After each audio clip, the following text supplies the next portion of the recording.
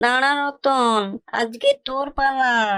তাড়াতাড়ি আয়, তোকে টাকলা করি। এইটা টাকলা ডাইনি। এই বড় গাছটা হলো তার থাকার জায়গা। এই গাছে এক পেত্নী থাকে, তার চুল নেই, পুরো টাকলা। কি বিশ্রী লাগে।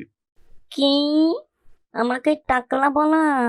আমার মাথায় কত সুন্দর চুল ছিল, কিন্তু এখন আমার মাথায় কোনো চুল নেই। ওরা যেমন আমাকে টাকলা বলছে, আমি গ্রামের কারো মাথায় চুল রাখতে দেব না। এখান দিয়ে রাতে যারা আসবে তাদেরকে ধরে ধরে আমি টাকলা করব। এরপর রাতে এই রাস্তা দিয়ে যেই যায়, ডাইনি তাকে ধরে তার মাথার চুল কেটে তাকে ন্যাড়া করে দেয়। তারপরে তার মাথায় আর চুল গজায় না। আজকেই ফিরে আসতে বড্ড দেরি হয়ে গেল। মনে হয় আজ ন্যাড়া হয়ে বাড়ি ফিরতে হবে। দাঁড়া রতন, আজকে তোর পালা। তাড়াতাড়ি আয়, তোকে টাকলা করি। ন্যাড়া হওয়ার থেকে বাঁচার জন্য আমাকে একটা উপায় বের করতে হবে। কি ভাবছিস রতন? তাড়াতাড়ি আয়। আমাকে ন্যাড়া করে কি পাবে ডাইনি? তার থেকে আমাকে তুমি ছেড়ে দাও। তার বদলে আমি তোমাকে একটা উপায় বলে দেব।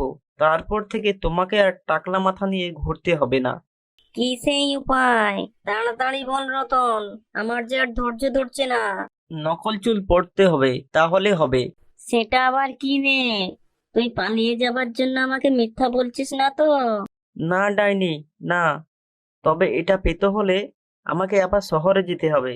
তুমি আজকে আমাকে ছেড়ে দাও। আমি কালকে শহরে গিয়ে তোমার জন্য নকল চুল এনে দেবো। তুই ঠিক বলছিস তো? আমার জন্য নকল চুল এনে দিবি? উল্টো পাল্টা বললে কিন্তু এরপর আরো ভয়ানক হবে। কি মজা, কি মজা! আমার আবার চুল হবে, আর আমাকে কেউ টাকলা বলতে পারবে না। গিন্নি, আরে ও গিন্নি, তাড়াতাড়ি দরজা খোলো। আরে তুমি এত হাঁপাচ্ছ কেন? কি হয়েছে? আর বলো না, ওই ডাইনি আমাকে ধরেছিল ন্যাড়া করবে বলে। কোনো রকম মিথ্যা কথা বলে ডাইনির হাত থেকে বেঁচে ফিরে এসেছি। তুমি ডাইনিকে কি বলেছিলে? আমি ডাইনিকে বলেছি তাকে নকল চুল কিনে দেবো বলে। এই কথা শুনে ডাইনি তো বেজায় খুশি, আমাকে ছেড়ে দিল। এরপর আমি ভাবলাম, আমি যদি ডাইনিকে নকল চুল কিনে দিই, তাহলে ডাইনির মাথায় চুল হয়ে যাবে। তারপর থেকে ডাইনি কাউকে আর ন্যাড়া করবে না। এই নাও ডাইনি, তোমার নকল চুল। এবার আমাকে একটা কথা দাও, গ্রামের আর কাউকে তুমি ন্যাড়া করবে না। ও, তুই চুল এনেছিস? দেখি পরে আমাকে কেমন লাগছে। ও, কত সুন্দর লাগছে আমাকে। ঠিক আছে রতন, এরপর থেকে আর আমি কাউকে নেড়া করব না।